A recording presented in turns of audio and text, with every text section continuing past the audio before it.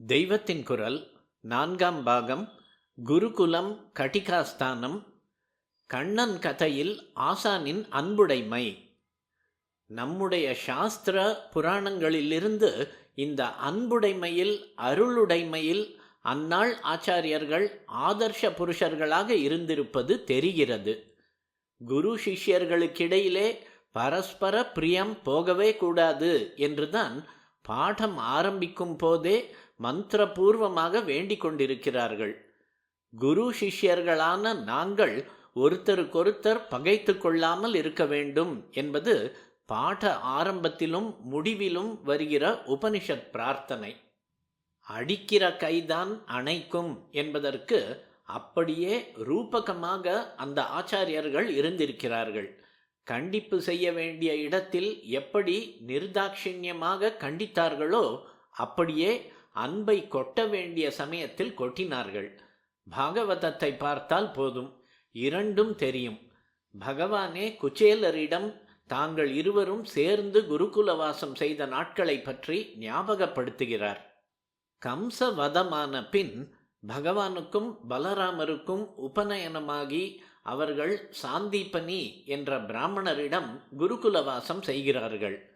சர்வ வித்யைகளும் அவனிடமிருந்துதான் என்றாலும் லோகத்துக்கு குரு பக்தியை உதாரணம் காட்டவே பகவானும் இப்படி ஒரு ஆச்சாரியனிடம் போய் படித்தான் என்று பாகவதம் சொல்கிறது.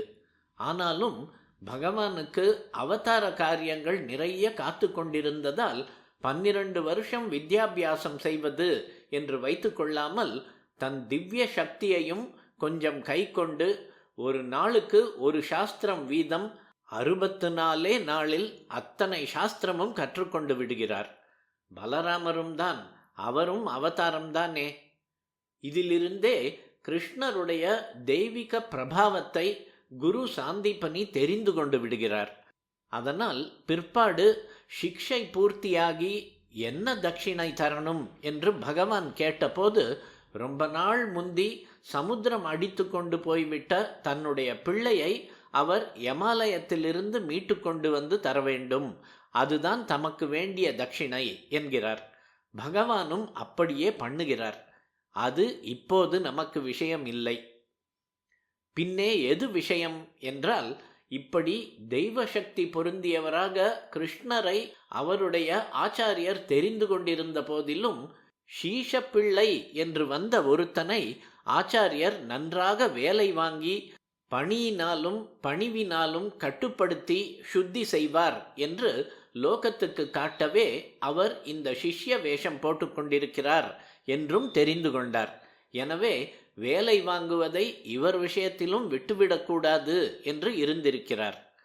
அருமையிலும் அருமையான குழந்தை கிருஷ்ணன் அதே சமயத்தில் அரிதற்கரியவராக இருந்த பகவான் குருவின் ஆக்ஞைப்படி காட்டுக்கு போய் விறகு வெட்டி கொண்டு வந்து கூட கைங்கரியம் பண்ணி இருக்கிறார். அந்த நாட்களில் ஒன்றை பற்றித்தான் அப்போது தம் கிளாஸ்மேட்டாக இருந்த குச்சேலரிடம் நீண்ட காலத்துக்கு பின்னால் பகவான் நினைவுபடுத்துகிறார். கிருஷ்ணரும் குச்சேலரும் ஒரு நாள் இப்படி விறகுக்காக அடர்ந்த காட்டுக்கு போன போது இருட்டிவிட்டது. அதோடு பேய் மழையும் பிடித்து கொண்டு விட்டது. மேடு பள்ளம் தெரியாமல் ஒரே பிரளயமாயிற்று. திக்கு திசை புரியாமல் கும் இருட்டு வேறே.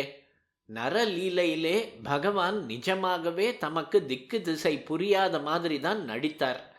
நானும் நீங்களும் பயந்துண்டு துக்கப்பட்டுண்டு ஒத்தர் கையை ஒத்தர் கோத்துண்டு ராத்திரி எல்லாம் சுத்தி சுத்தி வந்தோமே, ஞாபகம் இருக்கோல்யோ என்று அவரே குச்சேலரை கேட்கிறார். குருவின் வேலை வாங்கும் கண்டிப்பால் வந்தது இது. இனிமேல் குருவின் அன்பையும் பாசத்தையும் பகவான் வாய் வார்த்தையாக தெரிந்து கொள்கிறோம். குழந்தைகளை காணோமேன்னு அங்கலாச்சுண்டு குருநாதரும் நம்மை தேடிண்டு வந்து சூரியோதய சமயத்தில் கண்டுபிடிச்சாரே, ஐயோ பாவம், எனக்காக எத்தனை கஷ்டப்பட்டுட்டேள் என்று நம்மிடம் எப்படி உருகி போயிட்டார். அதற்கு பரிகாரமாக நமக்கு எப்படி மனசழற அனுகிரகம் பண்ணி உங்களுடைய நல்ல நினைப்பெல்லாம் பூர்த்தியாகட்டும், நீங்க படித்த வேதம் என்னாலும் பூர்ண சக்தியோடு உங்களை ரட்சிச்சுண்டு இருக்கட்டும் என்றெல்லாம் வரம் கொடுத்தாரே என்று ஞாபகப்படுத்துகிறார். மொத்தத்தில் குரு என்பவர் வித்யா சம்பத்து மட்டும் இல்லாமல் குணசம்பத்து, அனுஷ்டான சம்பத்து, ஆத்ம சம்பத்து எல்லாம் ஒருங்கே கூடியவராக இருந்தார். இப்படி அவர் இருக்கும்படியாக செய்தது அந்த பழைய நாளின் குருகுல முறையேதான்.